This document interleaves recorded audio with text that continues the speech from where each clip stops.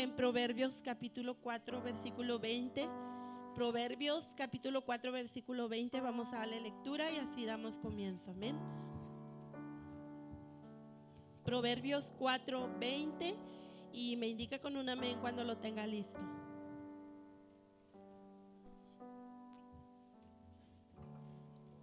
Amén. Dice así la palabra del Señor, Proverbios 4, 20. Hijo mío, está atento a mis palabras. Inclina tu oído a mis razones. No se aparten de tus ojos. Guárdalas en medio de tu corazón, porque son vida a los que las hallan y medicina a todo su cuerpo. Sobre toda cosa guardada, guarda tu corazón, porque de él mana la vida. Hasta ahí, hermanos.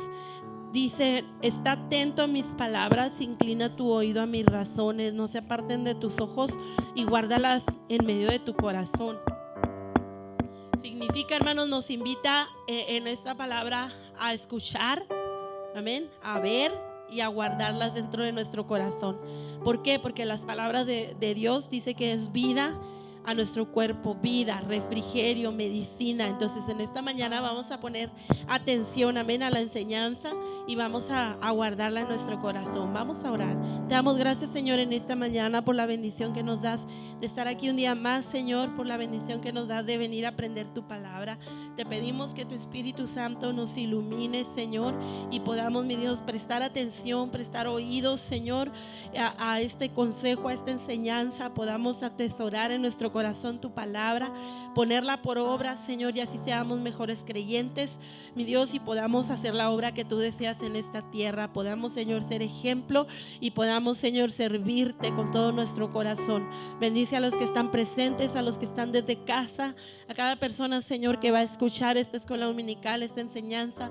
Cada persona que está ahorita, mi Dios, por medio de la transmisión con nosotros, tócales y bendíceles. Guarda a cada uno, Señor. Pedimos de antemano, sanes toda enfermedad, mi Dios. Toque, Señor, al que está enfermo, al que está en casa, Padre, y está enfermo. Tócale y pon tu mano de poder, trayendo sanidad en el nombre de Jesús. Bendice cada clase y a cada maestro, y que cada uno de nosotros, Señor, vayamos creciendo en la gracia, Señor, que proviene de ti. Te damos gracias por todo, en el nombre de Jesús. Amén. Amén. Y cantamos este canto, el que me ciñe de poder, y pasamos a nuestras clases. Al que me ciñe de poder,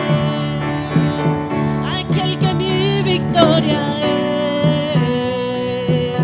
solo a él alabaré, solo a él exaltaré. Al que me ciñe de poder, victoria es, solo a él alabaré, solo a él exaltaré.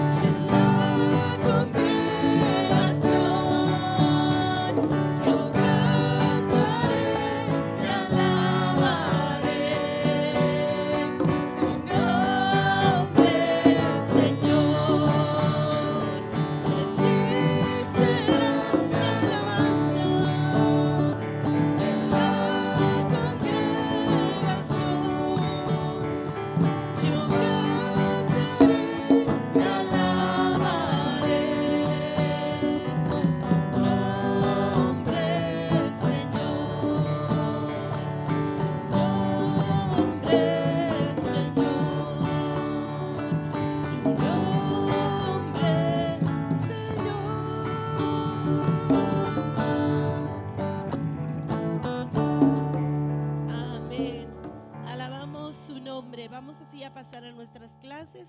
Dios les bendiga, pueden ocupar su lugar.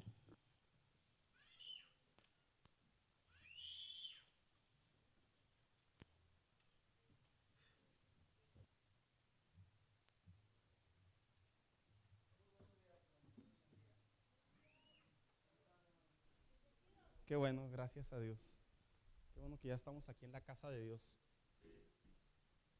Cada vez que venimos a la casa de Dios es una oportunidad, hermanos.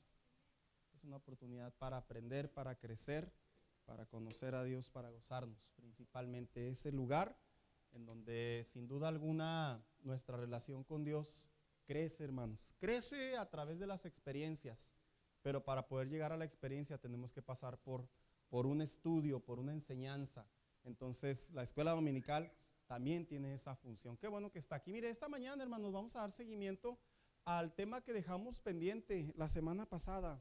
¿Quiénes recuerdan el tema de la semana pasada? ¿Qué capítulo era para empezar? ¿24 o 25? A ver, ¿quién da más?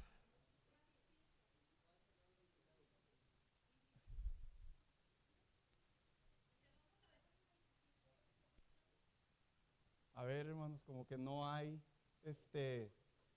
no hay algo de acuerdo en el pueblo, dijo alguien por ahí, ¿verdad? ¿Nos vamos a la votación? ¿Quién dice que el 24? Sí, nos quedamos pendientes, dije. 24. ¿Y quién dice que el 25? Ah, mire, ya cambiamos de opinión, ¿verdad? No se preocupen, hermanos. Precisamente dejamos pendiente la semana pasada lo que es la parte final o la parte de aplicación que tiene que ver con el tema que hemos estado tratando, que es acerca del perdón. Este es el capítulo en donde ya habíamos hecho mención de manera histórica cuando David se va al desierto de Engadí y por ahí se encuentra al rey Saúl de manera de coincidencia, ¿verdad, hermanos? En cierta manera. Pero no son coincidencias, son ocasiones en donde Dios nos da la oportunidad para poder enmendar la situación. Y vemos cómo David le corta un pedazo del manto del rey y posteriormente él mismo se retracta, se arrepiente, sabe que no hizo bien porque el perdón no es una amenaza, el perdón no es un recordatorio, el perdón no tiene que ver con que acuérdate que en cualquier momento te puedo dar chicharrón, no. El perdón es prácticamente dejarlo en las manos de Dios, la parte tan difícil en la vida cristiana. Por eso se turbó el corazón de David. Después seguimos viendo cómo a distancia, cuando sale el rey de esa cueva o de ese lugar, cómo hay una conversación entre él y el rey. Cómo es que David le dice al rey, lo sigue reconociendo como tal. Y de la misma manera, cómo Saúl, veíamos, le responde. Y hablábamos en la parte final que en realidad todo apunta a que el rey Saúl sí lo quería, hermanos, porque eso es lo que se percibe de acuerdo a la lectura. Sí lo quería, pero no estaba satisfecho. Es como decir, estoy consciente que vas a ser el siguiente rey, pero no quiero que seas el siguiente rey. Te aprecio porque has sido de bendición para mi vida, pero ¿qué crees? Eres un enemigo mío. Son sentimientos encontrados. Y yo decía que los teólogos decían que el rey Saúl en realidad lo que sentía era prácticamente emociones. No decisiones, sino eran emociones. Dependiendo la situación, él se expresaba, pero no eran convicciones, eran solamente emociones. Y nos quedamos precisamente en esta parte, hermano. ¿En qué enseñanza encontramos en este episodio? Y dice aquí que una persecución continua a una oportunidad de hacer justicia o venganza y una manera de responder dirigidas por Dios. Sí vimos esto, ¿verdad, hermanos? Los menciono rápidamente para no perder el hilo. Decíamos que cuando se trata de buscar por ahí el perdón, no debemos de escuchar a los demás, hermanos, porque siempre va a haber jueces que nos acompañan, ¿verdad? Cuando alguien nos daña, siempre va a haber alguien, un consejito por ahí que nos va a decir, no te dejes. ¿En dónde se ve mucho esto?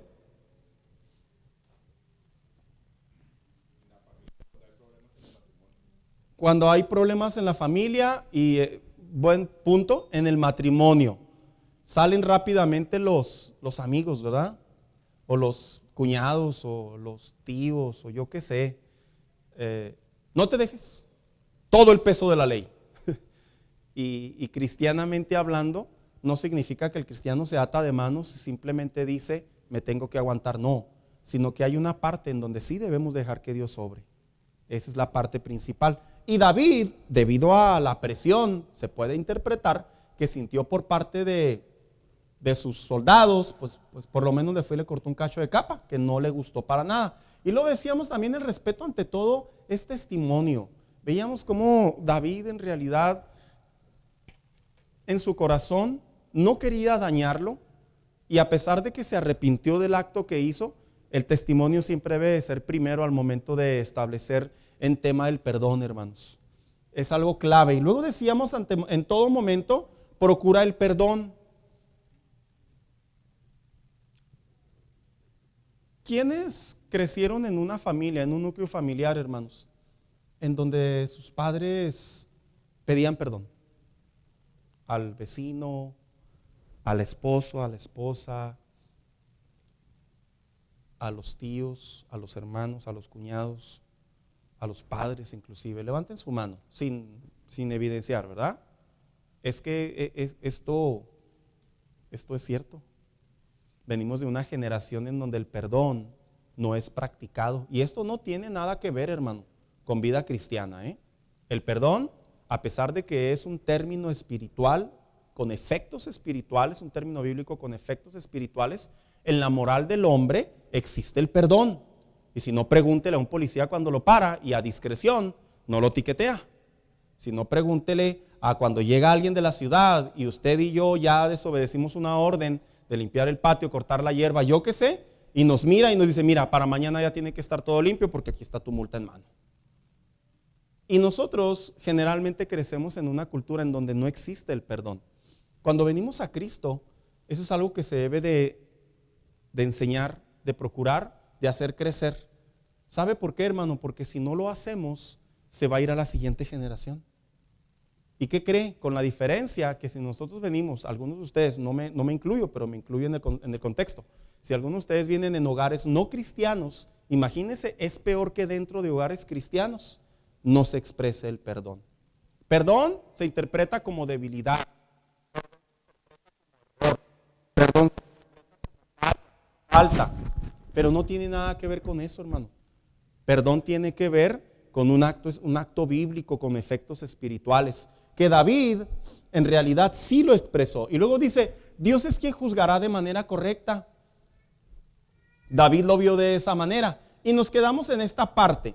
¿Cómo debemos de perdonar? Aquí nos quedamos, ¿verdad, hermanos?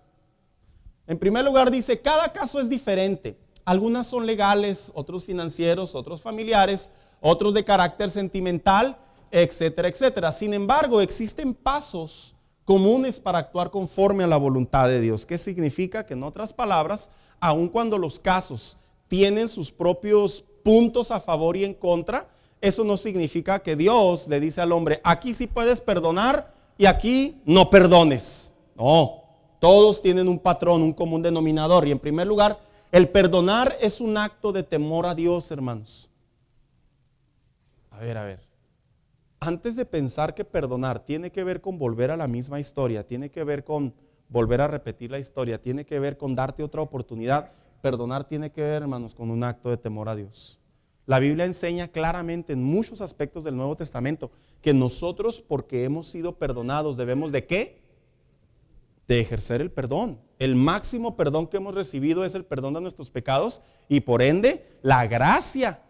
Así que ¿quién es el hombre para negarse a un perdón que representa el acto de temor de Dios?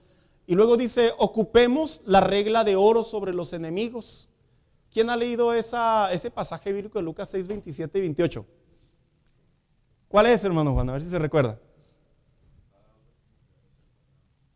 Tratar a otros. A ver, acompáñenme con la Biblia, por favor, hermano. Vamos a leer esos textos bíblicos para poder ya entrar al capítulo 25.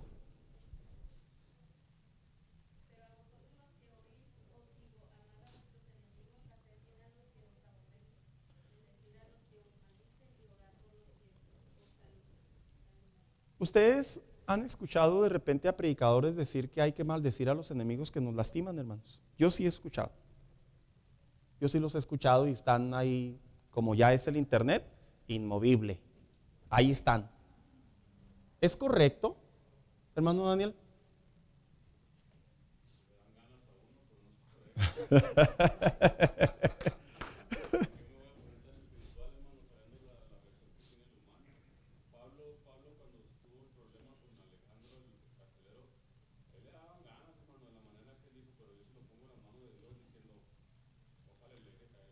Ojalá estuvieran en mis manos, ¿verdad? Pero ni modo, se lo tengo que poner. Sí, muy cierto, nos da ganas porque somos humanos, pero no lo hacemos. Y luego dice aquí, porque es una regla de oro, ya lo mencionamos, recordemos que hemos sido perdonados. Hermanos, ¿por qué nos cuesta tanto trabajo perdonar un asunto? Miren, hermanos, yo entiendo que hay asuntos en donde gente nos ha quedado en deuda de cierta cantidad de dinero, donde probablemente, voy a tocar partes sensibles, pero es que así es, en donde posiblemente ha existido infidelidad en algún matrimonio una o varias veces, en donde los hijos nos han dejado endeudados, porque llegan a crecer los hijos y hacen eso, hermanos, a veces, donde metemos las manos al fuego por una amistad, un familiar, y quedamos avergonzados, una violación, y yo le puedo seguir la lista de cosas tan sensibles. ¿Por qué es que nos cuesta tanto trabajo perdonar? A ver, allá atrás, Víctor, ¿por qué nos cuesta tanto trabajo perdonar asuntos así?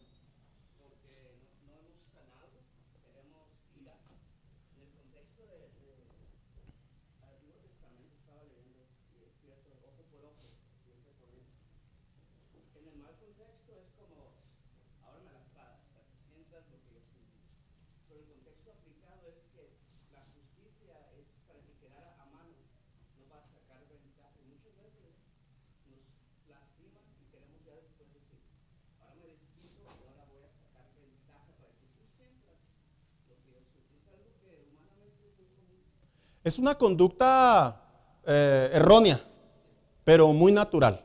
A ver, ¿cuántos han visto la tele cuando de repente hay en los ejidos, en los ranchos, en los pueblos, hermanos, un hombre viola a una niña y lo agarran en el acto y el pueblo se arde y los agarran y los desnudan y los cuelgan de un poste y luego les echan leña y que ardan los malditos, perdón la palabra, pero me quedé corto, como dicen ellos? ¿Cuántos han visto esas notas? ¿Qué siente usted en ese momento? ¿Usted qué siente? Se lo merece. En el buen contexto, ¿verdad? Se lo merece. Los niños son sagrados, son inocentes. No digo que lo creemos, pero es que es una reacción, es una conducta espontánea. Mano Daniel.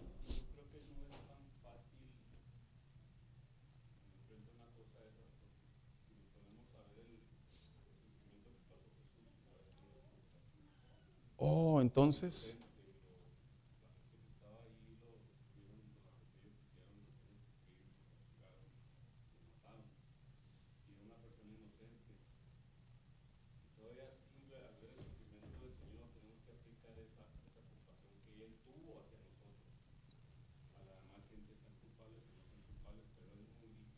Ahora, entonces, claro, es difícil porque luchamos con una carne, luchamos con una cultura, luchamos con una condición caída, eso es totalmente entendible. Pero ahí es en donde debemos de dejar que la palabra de Dios entre a nosotros, hermanos, y cambiemos definiciones. Cambiemos definiciones. Para poder cambiar una definición tenemos primero que abandonar una. No podemos tener las dos. Una vez que se abandona una definición, en base a lo que usted está diciendo, cultural, social y todos sus aspectos, ahí es cuando entramos a la parte donde decimos, pero bueno, ¿quién soy yo para no perdonar si yo he sido perdonado? Y luego dice el siguiente, ¿verdad? Perdonar es recordar que somos perdonados. ¿Quién me ayuda? Me acompaña por favor con Efesios 4:32.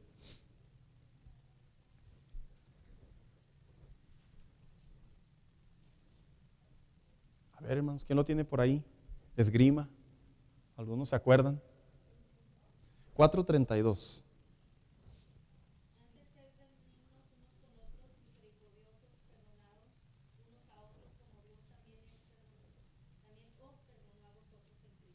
¿De qué estaría hablando el apóstol Pablo diciéndole a la iglesia? Ah, claro que sí. Su versión es diferente.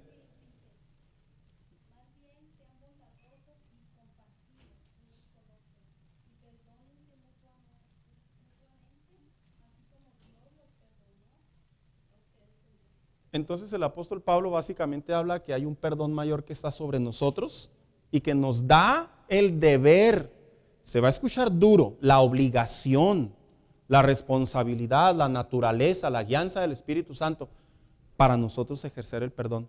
Hermanos, ustedes sabían que el perdón es uno de los temas más sensibles en mucho cristianismo. Es muy, muy sensible. Y a la falta de enseñanza o a la falta de tema a tratar, muchos cristianos terminan prácticamente alejándose del evangelio. Es algo muy difícil, pero no imposible. Y vemos como David, aquí se le habrá venido a la mente a David, hermanos, las dos ocasiones donde el rey le tiró la lanza. Se le habrá venido a la mente a David la ocasión en donde se paró delante de sus generales y dijo: yo lo quiero muerto. Claro. Pero él en este caso, él sabía que no le correspondía a él hacer justicia por cuenta propia. Esta es la parte que dejamos pendiente del capítulo 24. Viene el capítulo 25. Pareciera ser que el capítulo 25 ahora sí habla, ya no abiertamente esos encuentros entre David y Saúl, sino es un capítulo totalmente diferente. Y pregunto, ¿quién lo leyó? Levante su mano, ahora sí. Ándele. A ver, cuénteme a grandes rasgos, ¿qué le llamó la atención del capítulo 25? Un hermoso capítulo porque son tres personajes con tres pensamientos totalmente diferentes, pero que nos llevan a un punto: la prudencia. A ver, por allá, Ana. Nabal. Feo. ¿Cómo feo?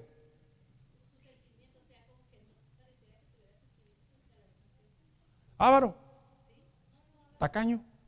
Malagradecido. Imprudente. Nabal.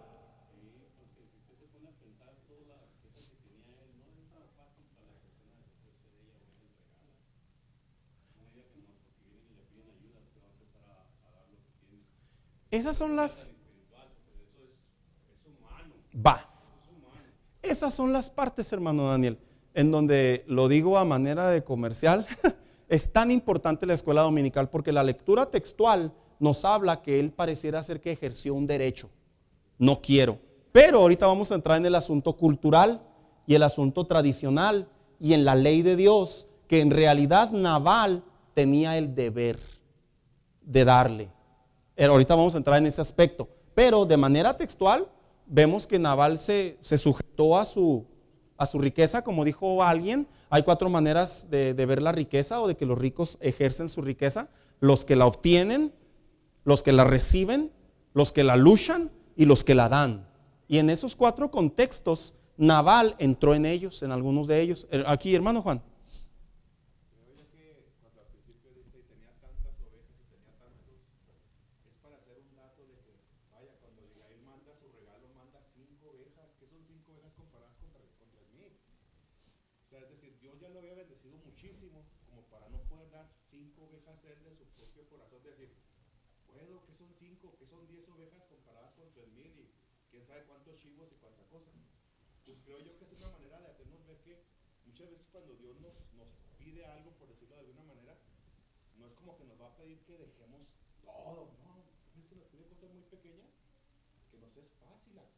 Fíjese. Pues, ahorita dijo una palabra clave: tenía 3,000 ovejas. ¿En qué tiempo, qué estaba haciendo Nabal de acuerdo al autor? Ustedes sabían que en aquel tiempo era tiempo de trasquilar ovejas. Trasquilar ovejas, ¿qué significaba? Dinero. David estuvo escondido en el desierto y David se esperó hasta que Nabal entrara en el tiempo de trasquilar ovejas, no para ponerlo en apuro, sino porque prácticamente ya tenía la riqueza ahí y lo único que David quería era: dame un poco. A ver, hermana Angélica, y luego ya vamos a entrar en la historia, que está bien interesante porque traigo el marco histórico y el marco cultural.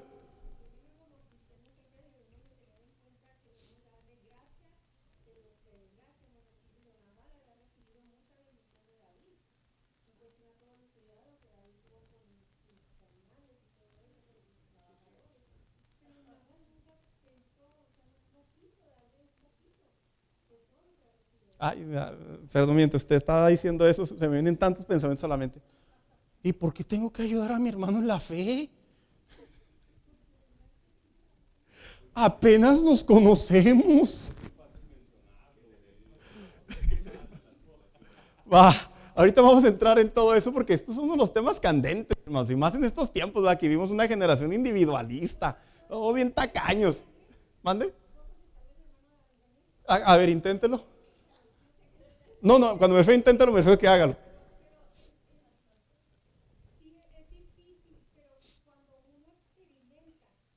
Ok.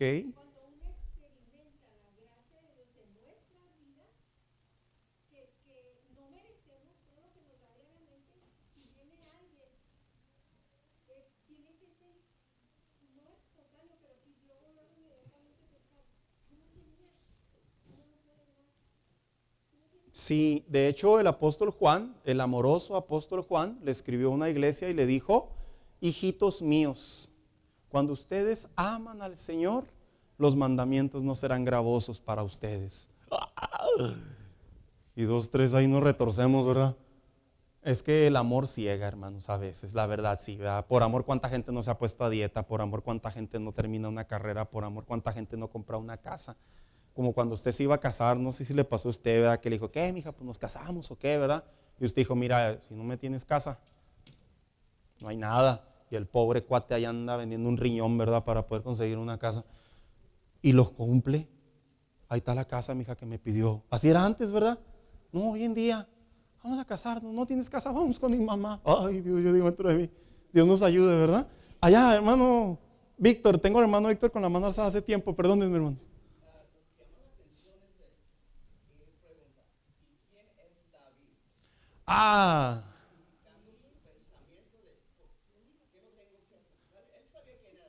Sí.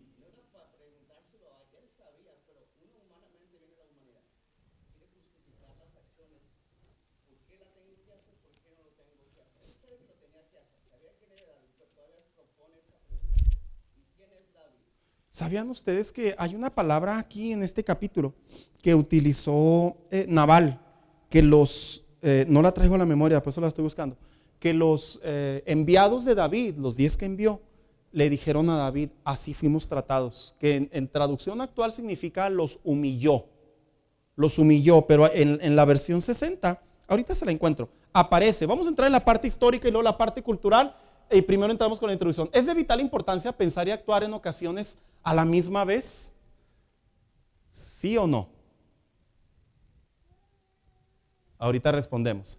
Aunque generalmente pensamos y después tomamos un tiempo y a veces más prolongado para actuar, debemos conocer cómo diferenciar este principio, ya que la oración, la instrucción bíblica y el actuar son 3 pilares importantes para ver resultados favorables y seamos protegidos principalmente por Dios. Nabal, Abigail, ambos en un asunto que cambió el destino. Vamos a hablar precisamente sobre la prudencia, hermanos, pero la prudencia oportuna. La prudencia oportuna no es actuar por impulso, la prudencia oportuna no es decir, bueno, pues ya cuando vaya viendo que las cosas se van calmando ya le entro. No necesariamente. Hay 2 tipos de prudencia. La prudencia en la espera, pero también la prudencia espontánea. Así que vamos a entrar en ello y dice aquí, este capítulo pues nos habla básicamente lo que ustedes ya nos compartieron. Muere el sacerdote Samuel, es algo que se tiene que recalcar. Y dice que también este hombre era un líder espiritual. La Biblia no menciona cuánto tiempo pasó desde el último encuentro entre David y Saúl en Engadí, hermano, y la muerte del sacerdote Samuel. ¿Sabe que yo estuve buscando con diferentes comentaristas? Ninguno se atreve a decir cuánto tiempo pasó, porque no hay registro. En ocasiones las temporadas les permitían ver cuánto tiempo había pasado. Sin embargo, esto deja en claro que en realidad el sacerdote Samuel, como se llama su propio libro, el libro de Samuel, él no finalizó el libro. Él posiblemente hizo recopilación de los primeros capítulos, pero otro sacerdote se cree que fue el que finalizó el libro de Samuel. Por eso es que se hace mención de su muerte. Dice por ahí, lo que sí se resalta es que tras su muerte se juntó todo Israel y lloraron y lo sepultaron en la casa allá en Ramá. Definitivamente un hecho sin precedentes debido a que el pueblo de Dios estaba dividido ya y su muerte los volvió a reunir. la Biblia tampoco habla de su causa de muerte. ¿Por qué era tan importante mencionar la muerte de este sacerdote? Porque le dan nombre y le dan suceso. ¿Por qué creen, hermanos? Hermano Daniel. Fíjese que la función de un sacerdote, aparte de ser un intercesor delante de Dios, era un juez. ¿Qué función cumplía entonces el rey? Porque ya había un rey, él ya había ungido un rey y ya estaba activo. ¿Qué función entonces había de diferencia entre un sacerdote como juez, como intercesor y como rey y el rey? ¿Qué diferencia había? ¿Los dos tenían el mismo poder? Pregunto, ¿verdad? Yo quiero que abramos entendimiento.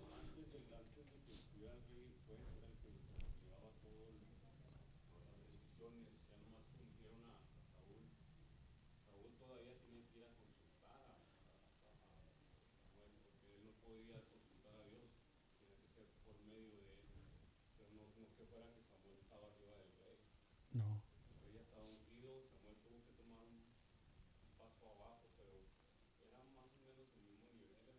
Es que saben qué, hermanos, aquí hay una enseñanza muy bonita. Por mucho que podamos escalar en la vida cristiana, siempre debemos de estar sujetos a un pastor.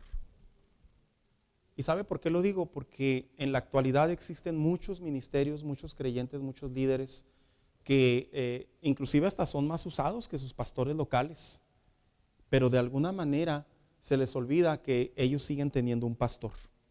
En algún momento Saúl desobedeció a un mandato de Samuel.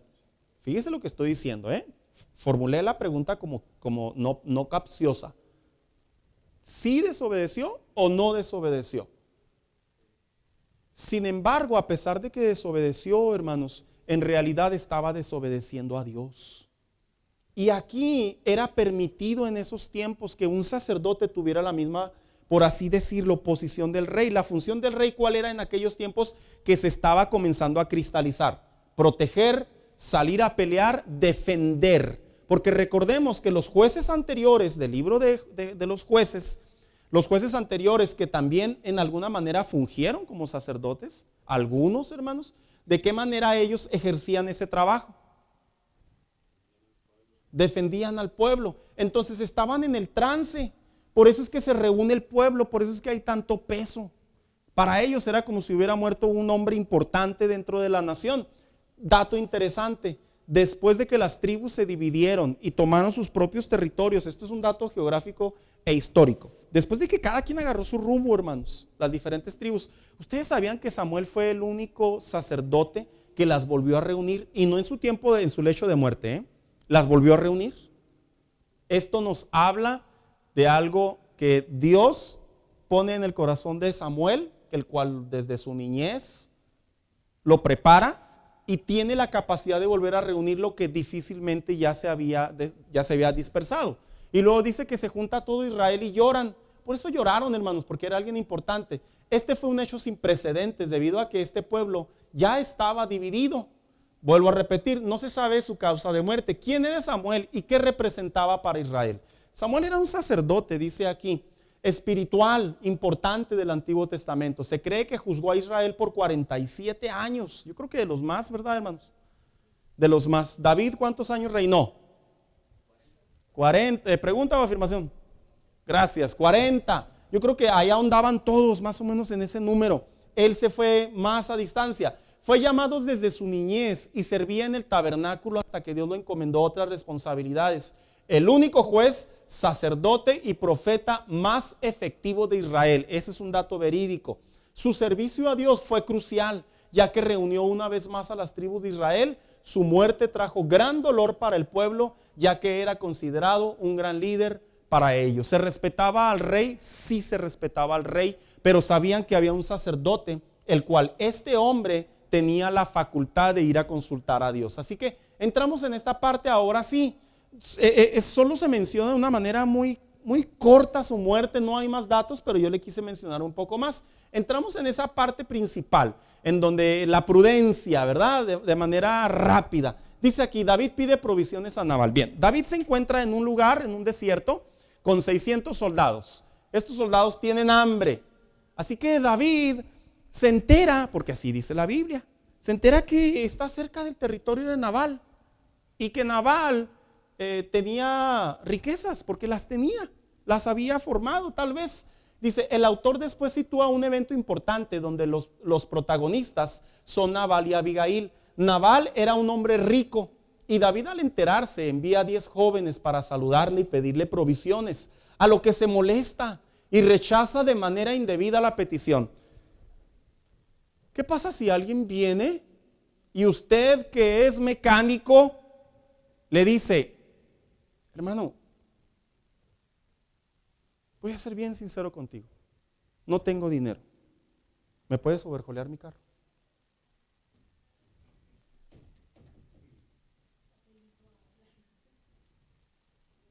¿Qué haría? A ver, vamos a quitar la imaginación, ¿verdad? Vamos a ser más prácticos. A ver, los hermanos electricistas, hermano Felipe, estoy construyendo mi casa y ¿sabe qué? No tengo para pagarle a alguien que haga la instalación. Y luego usted ve una casa de 3 pisos. ¿Me la puede hacer, por favor, hermano? No me responda, ¿verdad? No lo quiero comprometer.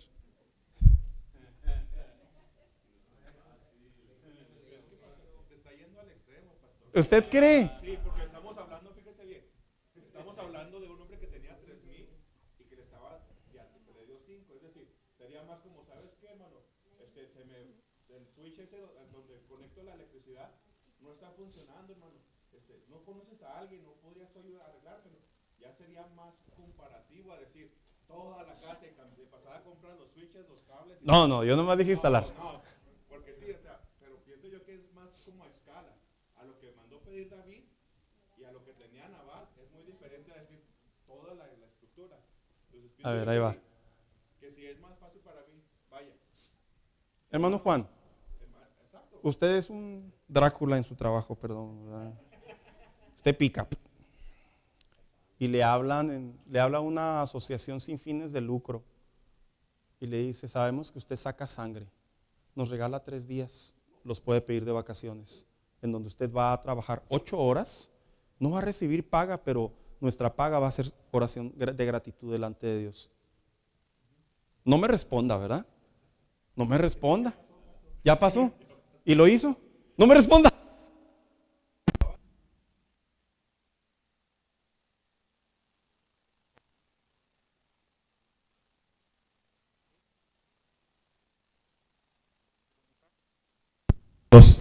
Sí.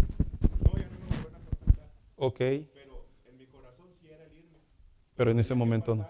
Tenía que ponerme ciertas vacunas extras Sí. para poder ir y luego regresar y tener una cuarentena. Sí. Entonces, ese no era la cuarentena ni los días. Mi No. problema era que mis hijos acababan de nacer. Y literalmente tenían 1 semana, 2 semanas de nacidos. Entonces no podía irme. Pero en mí sí estaba el irme porque era ir a servir a Dios. Va. David fue a pedir provisiones para sus soldados. ¿Cuántos soldados eran? ¿Eran suficientes 5 corderos? No. Ya imagino que le dicen a Nabal, ¿verdad? Son 600 jovencitos con hambre. Ahí nomás móchate con 100, ¿verdad? Bien. No he respondido si fue una exageración mi ejemplo, pero yo me quiero ir al panorama al más alto. Porque si el más alto no lo entendemos, el más chico le estamos poniendo precio. Porque vuelvo a repetir las palabras de la Madre Teresa de Calcuta, como se le apodó. Dar se convierte en dar hasta que te duele. Así dijo ella. Mientras no te pueda, no estás dando. Así le dijo aquel reportero, ¿verdad? Permítame, hermano, yo tengo a la hermana Angélica.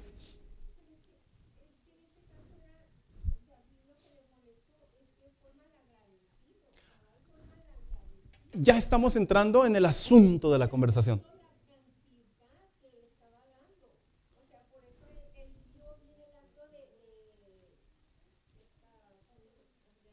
Uh-huh.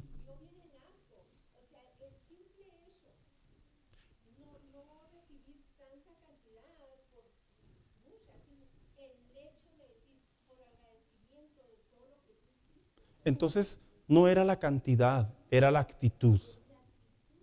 Entonces, la prudencia no radica en la cantidad, radica en la actitud, en la espontaneidad. Ahorita vamos a entrar en ello. Betty. Sí, tacaño. David lo pedía, ahí vamos a entrar en esa parte. Así que seguimos leyendo, hermano Daniel. No, no era una prueba. Ahí vamos a entrar en la actitud de David.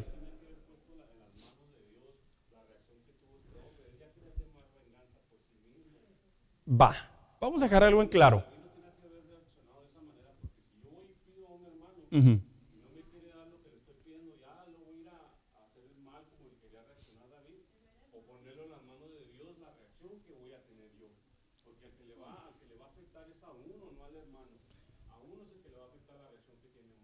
¿Sabe? En realidad David se sintió ofendido. Por eso es que dijo, y no voy a dejar ningún varón. No era sed de venganza. Es que a quien se le rechazó la ayuda se sentía insultado. Y por eso es que David espontáneamente se va sobre de él. Pero buen punto, David debía consultar a Dios porque no actuó con la misma misericordia con la que actuó con el rey Saúl. Pero ahí vamos a entrar en ello. Y dice aquí, a lo que los hombres retornan, dice, con David, y él resuelve bajar con 400 hombres y atacar su paraje. Uno de los criados dio aviso a Abigail, mujer de Nabal, que su esposo los había humillado. Esto no se mediaron más palabras, está bien escueto y bien claro el evento, pero la pregunta aquí es, ¿por qué David resuelve bajar y dar muerte? Las tradiciones, generosidad en tiempos de cosecha, repito, ¿y por qué lo digo? Porque había una cultura que venía desde los tiempos mosaicos. Cuando Dios le habla al pueblo de Dios y le dice, cuando esté tu cosecha, solamente toma lo que esté por el camino y lo que esté de afuera, ¿qué le dijo al pueblo? Déjalo, porque yo ya te he bendecido. Yo quiero que ahora tú bendigas con tu generosidad, la cual has recibido de mí, a la viuda, al huérfano y al pobre. Era una tradición. No, voy a dejarlo bien en claro. No era una ley. Era una tradición. Pero era una tradición en sentido común de la generosidad de Dios, que tiene mucho peso, hermanos. Betty. Gracias. No le estaba pidiendo, no estamos defendiendo a David. Vamos a situar a cada personaje en su lugar para encontrar la prudencia de manera espontánea. Y luego dice aquí, esta generosidad en tiempos de cosecha. Oiga, qué difícil, ¿verdad? Cuando recibimos cierta cantidad, cierto beneficio y luego, no sé, sale a conversación. Un hermano lo escuchamos orar. Vemos a alguien necesitado.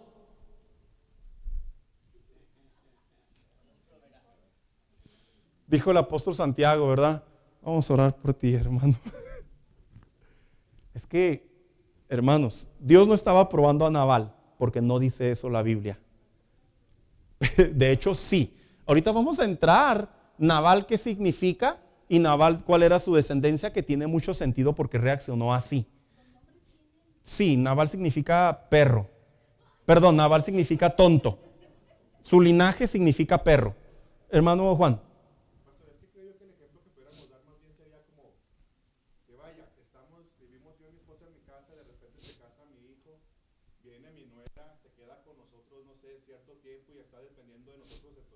Uh-huh. Y de repente mi esposa le dice a mi nuera, oye, ¿me ayudas a lavar los trastes? Y se opone. Y mi nuera diga, ¿y yo por qué? Pues que acaso es mi casa. ¿En dónde? Entonces, ¿cuál sería? O sea, la reacción natural de una mujer ofendida, de una persona de la casa ofendida, no sería, tienes razón, discúlpame, no sé qué estaba pensando, ve, acuéstate otro ratito, déjame, ahorita te llevo un tecito y luego ya, ahorita vengo yo a lavar los trastes. No, espérate, yo te he estado bendiciendo todo este tiempo, te he estado cuidando, te he estado manteniendo. El que te pida que laves los trastes no es pidiéndote que hagas algo fuera de lo normal o fuera de orden. Creo yo que eso es más bien como se pudiera comparar este ejemplo, porque bien. Nabal y su casa, con todas sus chivas, y hablando de los animales, no sí. Y sus ovejas y todo, había sido protegido por David.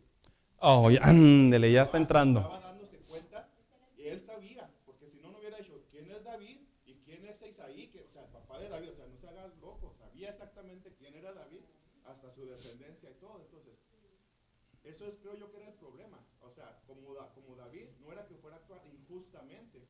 ¿Por qué? Porque él había estado protegiendo a esta casa. Es decir, no estaba pidiendo algo fuera de orden para mí.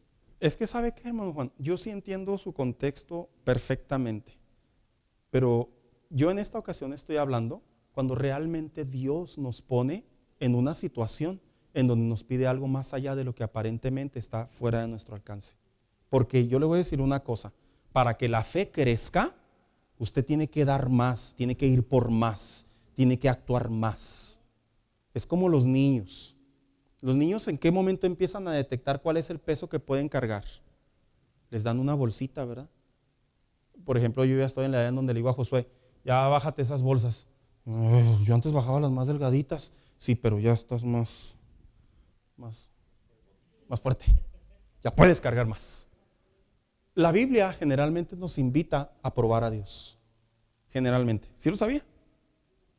Voy a aclarar.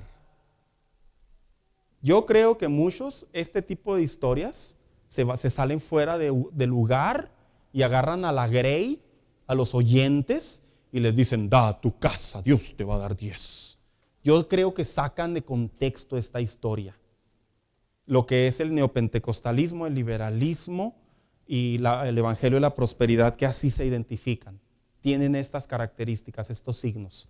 Esta historia lo único que demuestra, si usted lee con cuidado, si usted presta atención a cada palabra que el autor escribió y el marco cultural, en realidad era hasta cierto punto algo mínimo lo que estaba pidiendo David. Era algo mínimo, analícelo. Era algo mínimo. David no estaba quitando una fracción de la riqueza, no le estaba, ni siquiera era el 10%, hermanos.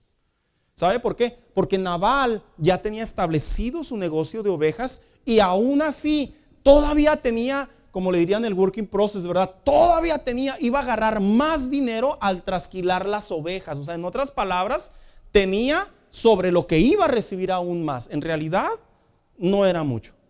Por allá, Víctor, y ahorita vamos a entrar en ello porque vuelvo a repetir, se saca de contexto, pero es que hay que prestar atención lo que también nos dice la Biblia en relación al marco histórico geográfico, a la historia de David, que simplemente las letras nos dicen que Nabal, sí es cierto, Nabal tenía cierta razón de no darle ni un quinto, ni un cacho de oveja a David, ¿verdad?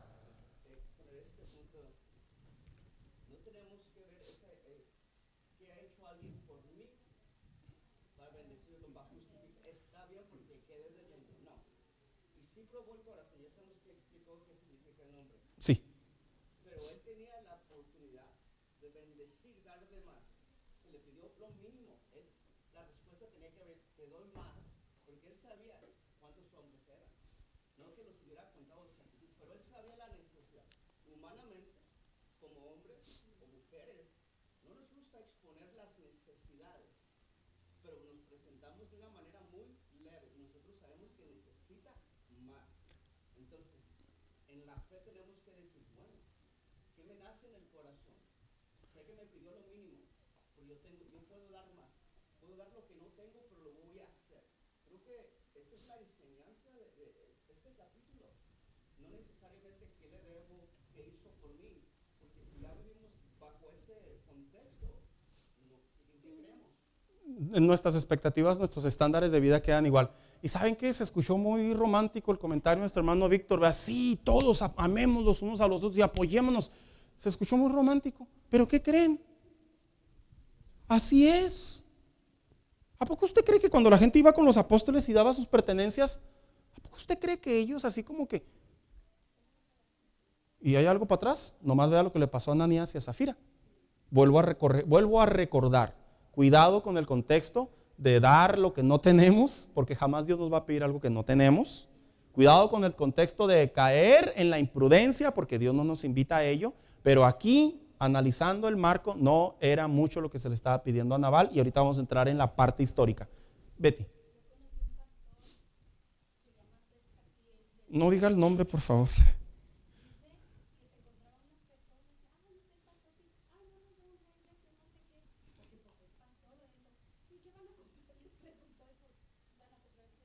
Cerveza.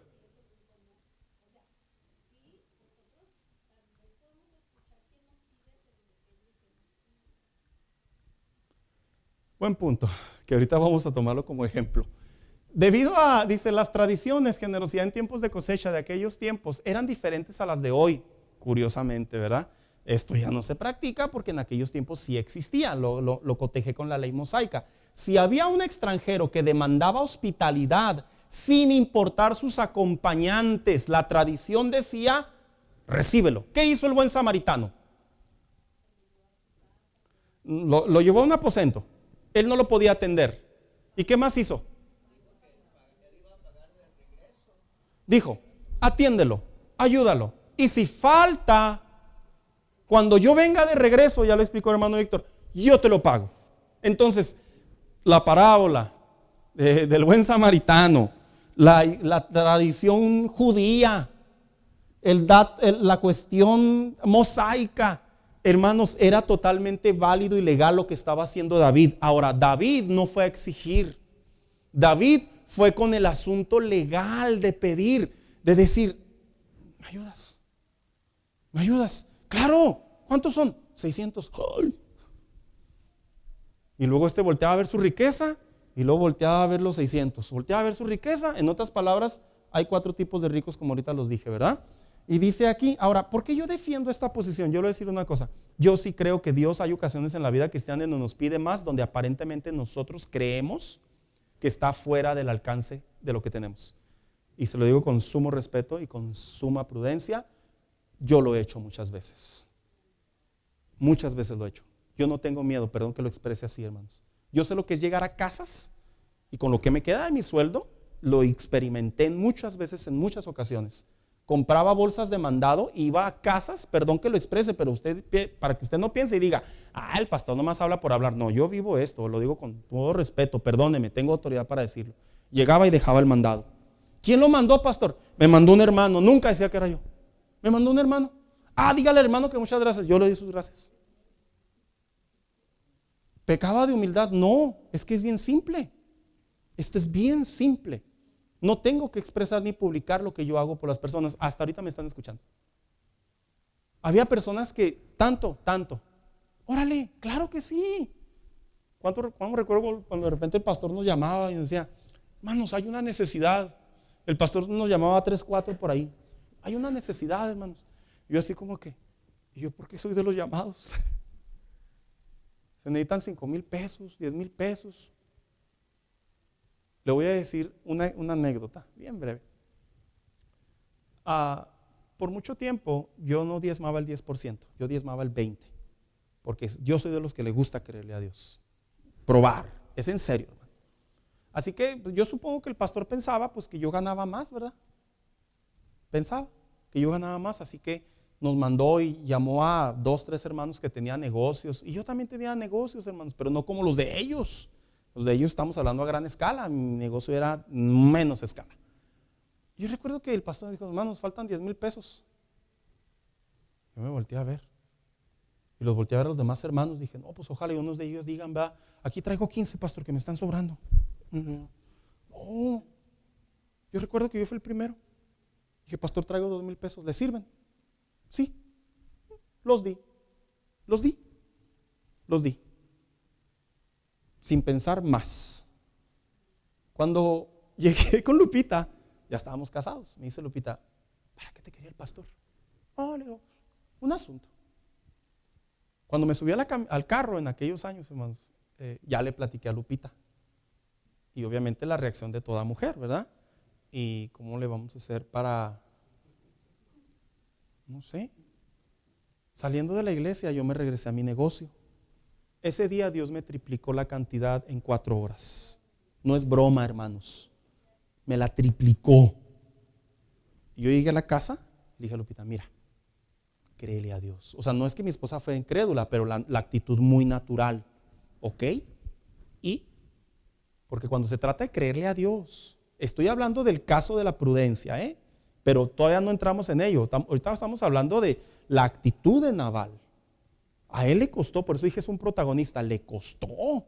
Él se quedó así como que no, ¿por qué? Y dice aquí que una vez, dice, y sus hombres, el tiempo que estuvieron protegiendo los territorios. ¿Usted sabía que los filisteos generalmente geográficamente buscaban el territorio de Israel para atacarlo, así como lo vimos en capítulos anteriores cuando intentaron conquistar una ciudad y dice que David consulta a Dios y baja y defiende esa ciudad. ¿Sí se acuerda? Bueno, de la misma manera el rey establecía que se debería ejercer una guardia sobre los lugares más importantes en donde había producción. Y los reyes tenían por práctica mandar a sus soldados, pero los soldados, como buenos soldados que son, ellos tenían que comer. ¿Y qué cree que le decían a los ejidatarios? Dame de comer, yo estoy protegiendo tus tierras. Y como todo, generalmente terminaban abusando de su autoridad. Nabal, él sabía quién era David. Y le dijo David claramente en conversación: nunca te he pedido nada. Mis soldados te respetaban, porque parece ser, de acuerdo al contexto de la historia, que David sí había estado en aquel lugar, conocía ese lugar. Nabal y David se conocían, o por lo menos los soldados entre Nabal y David. Así que dice aquí la historia, dice, los protegió. David se siente ofendido y está ahí en resolver, atacar y matar a Nabal. Ahora, la molestia de David era este malagradecido. No estuvo bien, ¿verdad, hermano Daniel? Ya había pagado, ¿verdad? Impuestos.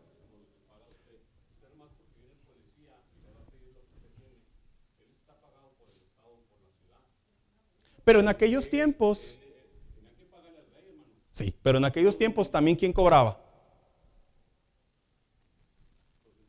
No, llegaba el cobrador de impuestos y se los serruchaba. ¿Y quién también cobraba aparte de ellos? Todos los corruptos. También buscaban su tajada. Todos los corruptos. Sí, era un robadero.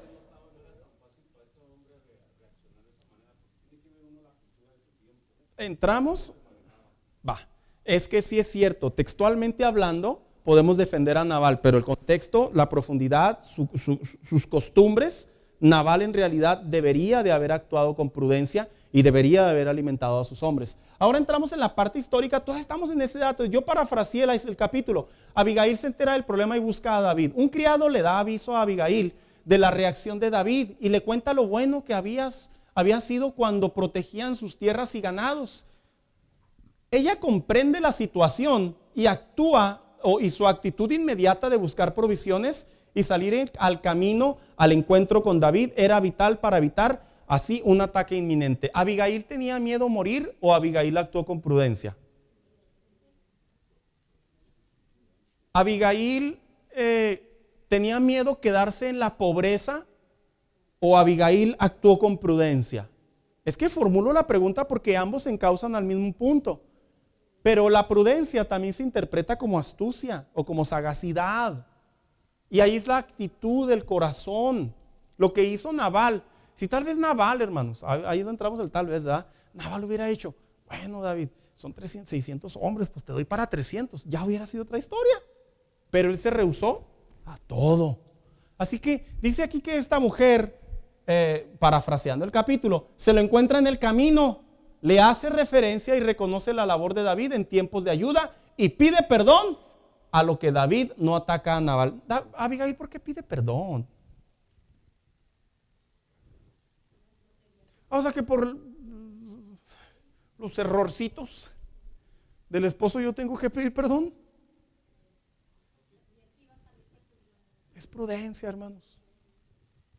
Oiga, como cuando los niños quiebran una ventana, ¿va? Ahí lo llevan con la mamá, ¿va? Oiga, su hijo me quebró una ventana. ¡Cóbresela!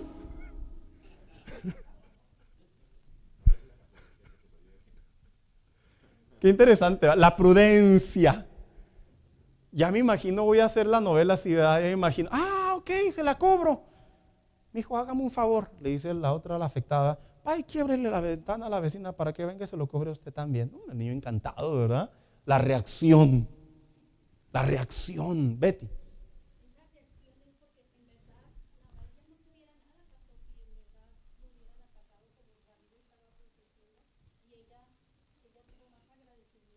Que ahí vamos a entrar, comprensión.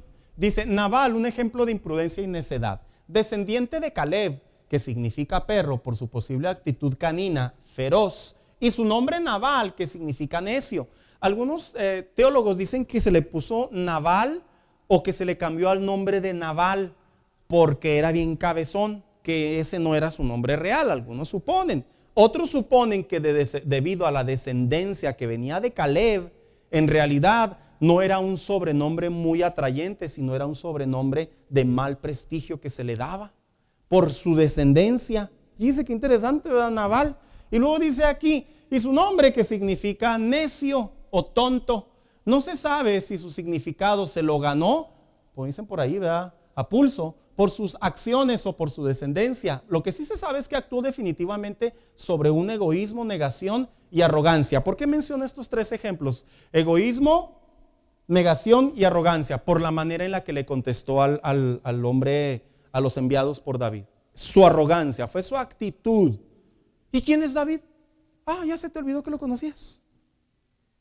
¿Y por qué le tengo que dar de comer a sus soldados? En otras palabras, se sentía superior a David. ¿Quién es este rebelde? ¿Se acuerdan cómo inclusive dijo?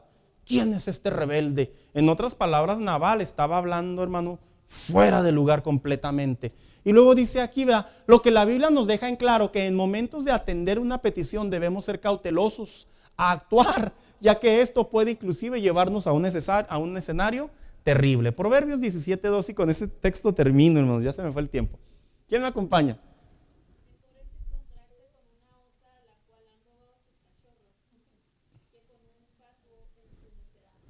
Dice la comparación del proverbista, ¿verdad? ¿Cómo actúa una oso, mamá oso, cuando tiene a sus cachorros y alguien quiere ir a acariciar uno de ellos? Pues los defiende. Y dice el proverbista, ¿verdad? Mejor que te topes a una mamá oso, a un fato, a un tonto. Hermanos, aquí tengo que dejar la clase. Me gusta que se participe, hermanos, porque escarbamos, y eso es muy bueno. ¿Por qué? Porque cuántas veces no leemos la Biblia y nos quedamos con muchas preguntas, ¿verdad, hermanos? De eso se trata, de enriquecer la clase y de obviamente aprender más, porque obviamente detrás de todo esto hay una aplicación bíblica. Vamos a llegar al punto en donde vamos a encontrar, que usted lo puede ver en la aplicación de la iglesia, ahí voy a encontrar esta misma información que no vamos a ver ahora. Ahí puede ver precisamente cómo en realidad Nabal no debería haber actuado así. Pero a la misma vez, la actitud espontánea de Abigail fue clave. Y como David también en realidad actuó de una manera distinta. Pero qué bueno es cuando Dios detiene a David a través de la prudencia de Abigail, hermanos. Y hay un dato bien interesante. ¿Qué hace una mujer prudente con un fatuo casados, verdad? ¿No se ha preguntado eso? Bueno, es que se cree, hermanos, se cree que en aquellos años los matrimonios eran arreglados. Entonces a Abigail, mujer sabia, le tocó un desarreglado. Es lo que se cree, ¿verdad? Por eso cuando usted ve a sus hijos, usted ve a sus sobrinos, que vayan y le digan, ay mamá, tía, tío, es que ese muchacho es un buen muchacho. Y luego usted lo ve y dice, ¿de dónde? Usted dígale, hijo, tome mi consejo, por favor. No le vaya a decir, ese es un hijo del diablo, porque debido a la falta de prudencia, ¿qué cree?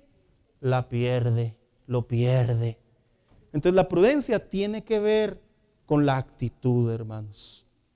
La manera en la que Abigail hizo todo lo que hizo, se inclinó, y luego dice, usted lee con cuidado la Biblia, dice que lo abrazó de los pies. Una señal más de más humildad, de humillación. Y luego, ¿cómo termina este capítulo? Órale, David ve una mujer prudente y dice, esta me gusta para mi harem, ¿verdad? Que después vamos a atender al asunto porque les era permitido tener su harem. Pero se casó con ella. Pero mire cuál fue la paga que sucedió sobre Nabal. Sí leyó la parte donde dice, y Jehová hirió a Nabal. En otras palabras, todo indica que Nabal tenía una responsabilidad de alimentar a los soldados. Por eso es que le llegó ese castigo, porque dice, y Jehová hirió. En otras palabras, el autor llega a la conclusión que lo que le sucedió a Nabal sí fue por acto divino. No fue nomás así porque sí. Entonces, ¿había razón para actuar prudentemente? Sí, pero pues no, ¿verdad? Ya ve cómo somos. Después hablamos. sobre la prudencia. Vamos a ponernos de pie, hermanos. Me puede mucho no terminar porque me gusta seguir capítulo por capítulo, porque cada capítulo trae un escenario diferente. Pero la semana que entra vamos a finalizar este capítulo que está muy interesante, hermanos. Lo digo en el buen sentido, ¿verdad? Que sus hijos se casen con algunas Abigailes, nomás que no sea la mía, ¿verdad? Pero que se casen con algunas Abigailes, hermanos. Mujeres sensatas, mujeres prudentes, mujeres que guarden silencio, mujeres sumisas, no sus mensas, ¿verdad? Mujeres de buen corazón,